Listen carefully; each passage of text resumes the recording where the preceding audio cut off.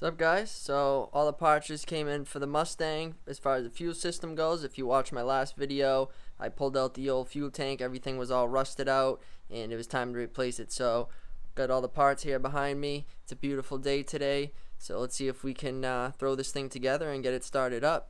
New tank looking good. Looks like they powder coated it. Unfortunately, UPS wasn't too fragile with it, even though it says it right in the box, do not drop. They dropped the thing right on the side, so I did a little touch up there. I already threw on the tank pads in the factory location. I put in the sending unit. I put in the vapor valve, the Walboro 255. I just got to use the supplied connector here. Splice that thing in there, be good to go.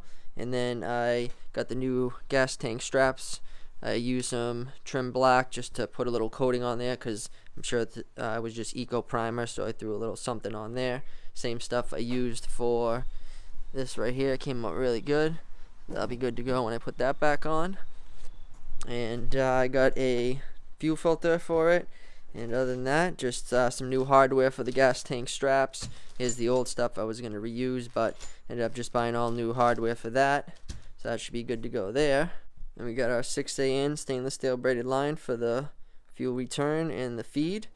Got our air motive specialized fittings here that allow me to use the stock fuel rails for now, and then 6AN fittings on this end, which is nice. I can always upgrade eventually once I need to. And then same deal with the fuel pump housing right here. I can use the factory stuff with the AN fittings. Got all the other fittings I need here, should have everything. And then I got 1/2-inch cable clamps, stainless steel cable clamps, which will hold the AN line on the underside of the car, obviously. Just popped on the fittings right here, quick disconnects, nice and easy, pop right on. Let's see if I'm gonna have the right angle for this. I hope so. I have to bend it out of the way just a tiny bit, but actually looks like it's gonna be perfect. Let's test this one on the bottom. I think we'll be good. I'm glad I got the 45s instead of the straights. Looks like this one will be mint too. A little bit of clearance on both sides. Alright, cool. So this will be good until I get a nice fuel rail set up in there, but for now it's gonna do, get it running again.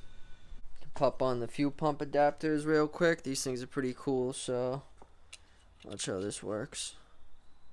Pop that on there, get it started, just screws in, nice and easy. So in the future, when I upgrade to like bigger line or a bigger bulkhead, I'll do 8AN and these will be bigger, but for now this is gonna adapt and allow me to do what I need to do for today to get it going. Definitely pretty cool. I'll tighten them down in a minute after. Now we'll go ahead and splice in this. Got the fuel pump wired in, made sure the connections aren't gonna come loose, tighten down the fittings up top, threw the sock on there. It's looking pretty good.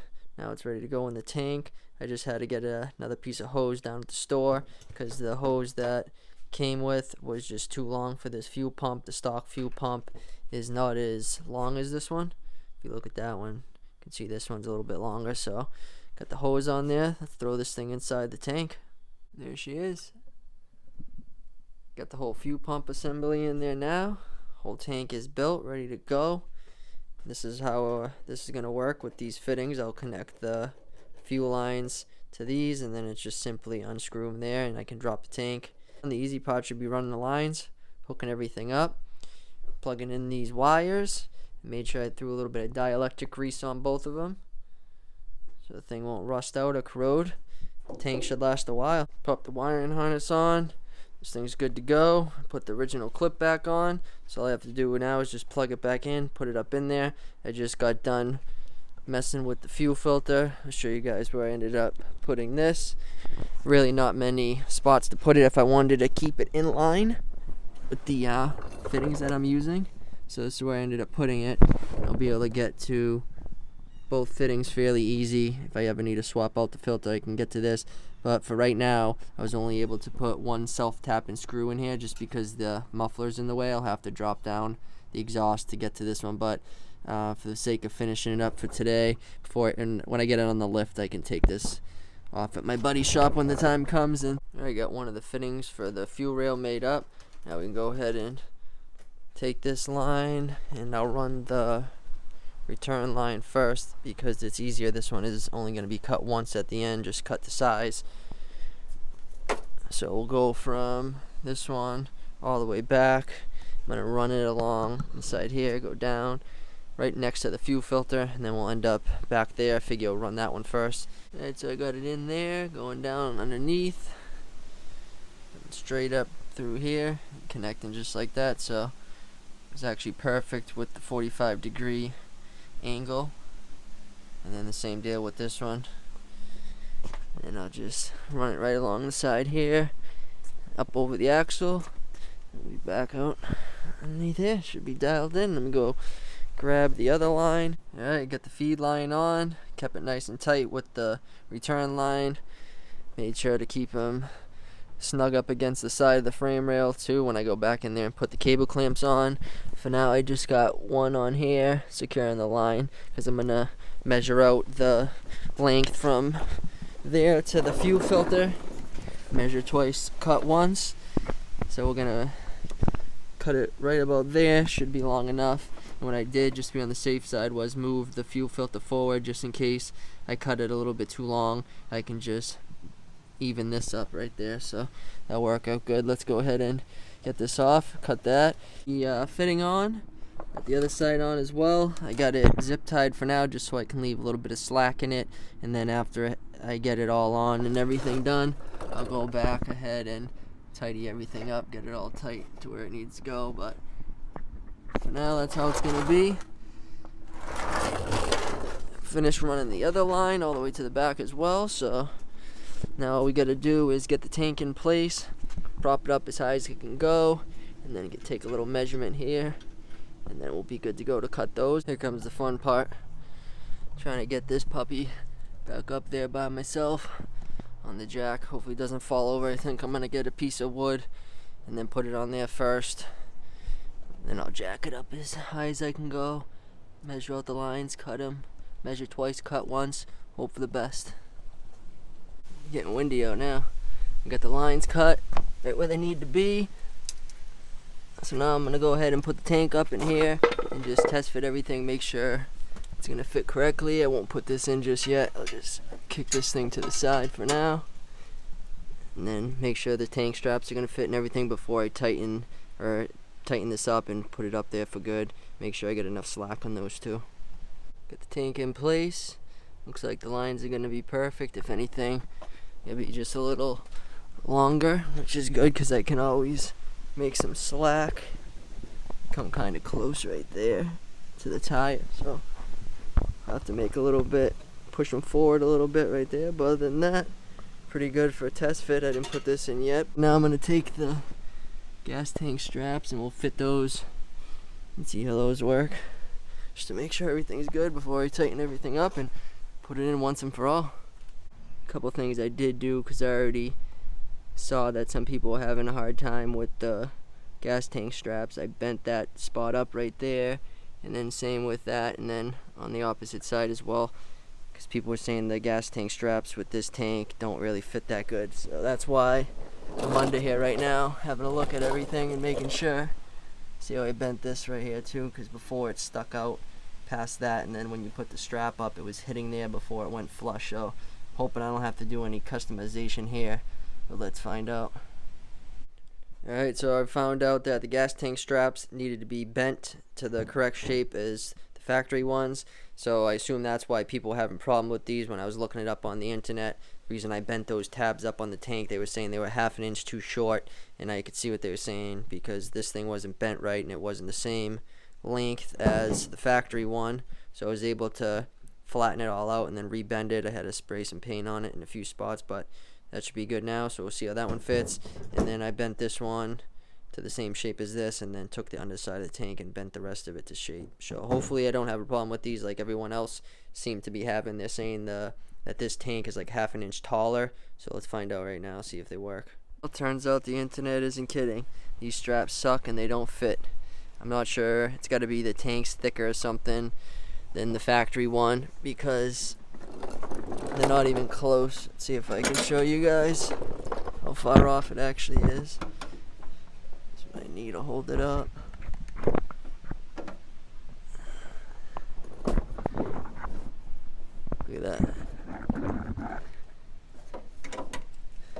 if I get these things. It's about an inch off. That's ridiculous. Look at the other side. Ready? This one's no different. Ready? And I had to already bend them like I told you, so they're not perfect, but good as it's gonna get there. And then up here, ready? Look at that.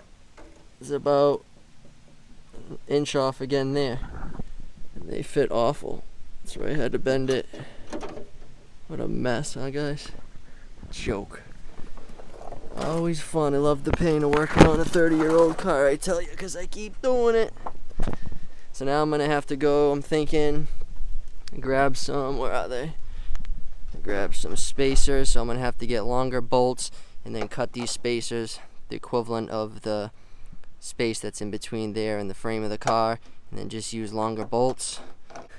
I anticipated probably having an issue with these things, so here I am dealing with it. Alright, back from Lowe's, we got some washers, 60mm bolts and 70mm bolts. I'm going to pull the tank down now and just tighten up these two fittings right there, once and for all. And then we can go ahead customizing these straps to make them work. Picked up some fuel too, so good to go after that.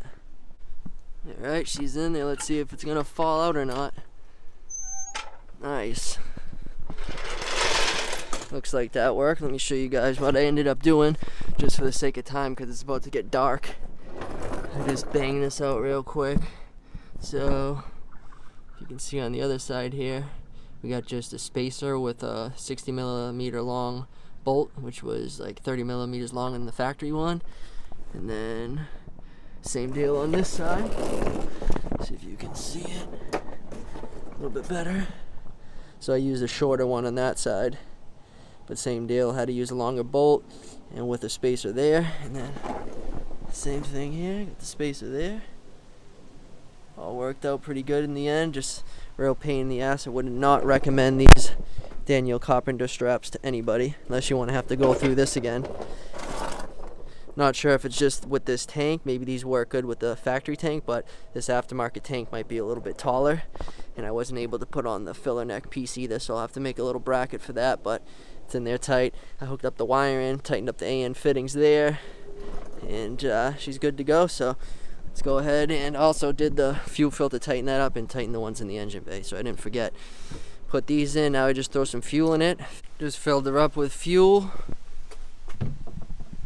Let's prime it up. Battery's in there.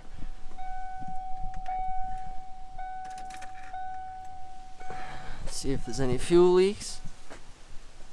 Should be dialed in, but always good to check before I try to start it. Looking good there, looking good there. Just check the fuel filter. Good there. Good there. Looking good in there. See nothing. So it should be good, guys. Let's see if this baby wants to fire up. Fingers crossed. One take. Here we go.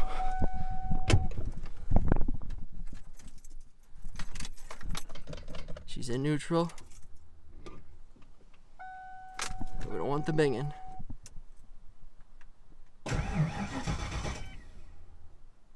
Come on, baby. Fires right up. Check engine.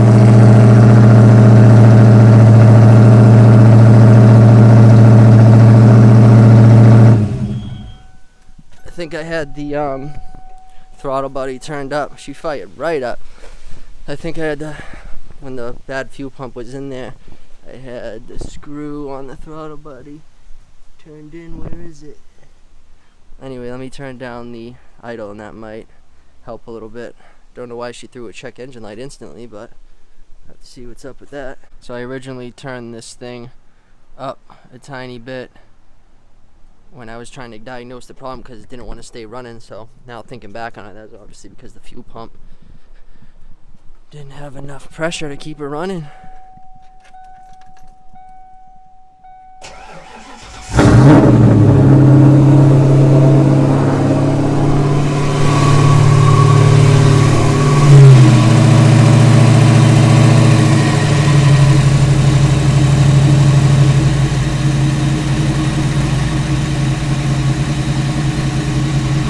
we go.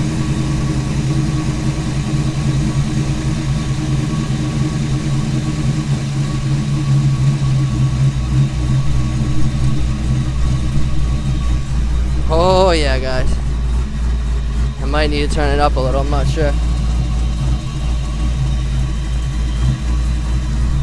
Let it run like that.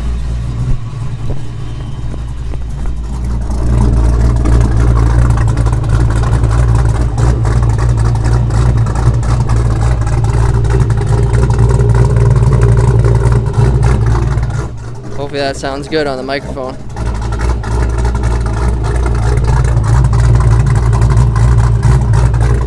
Check engine light on, not sure why, but looks like we got plenty of oil pressure, battery's charging, so we're gonna let her idle. It's been a while. Sounds good. I don't know what the engine light is for, but I have to do a diagnose it, check it out. Sounds good though, guys.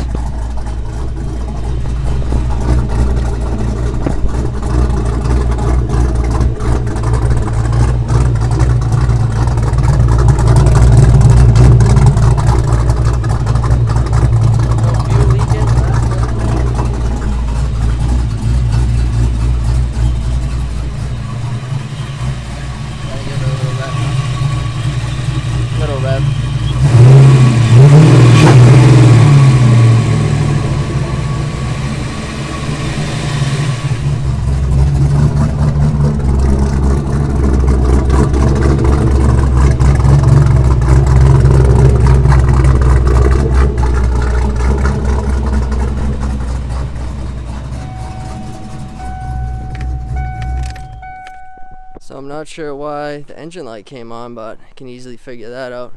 Just so pumped right now, guys. Finally something pays off. It was a kind of a pain, but definitely worth it now that she's running, I'll say that much. Looks good under there, I don't see any fuel leaks. Same with the fuel pump or fuel filter area. Man, she sounded good. Check everything over, looks good here. No fuel there. No fuel there. Let's go, guys. So yeah, I'm gonna call that good for today. It's been a long day. I'm just glad she's running again, boys. So in the next video, we're gonna get some more parts on this thing, figure out what's going on with the check engine light, throw the electric fan in there so that way you can leave it running for a long time and really get some heat into the engine. Appreciate you guys watching. If you got something out of this video, you got a Mustang, let me know down in the comments. Leave a thumbs up in the video if you want to see some more content on this car.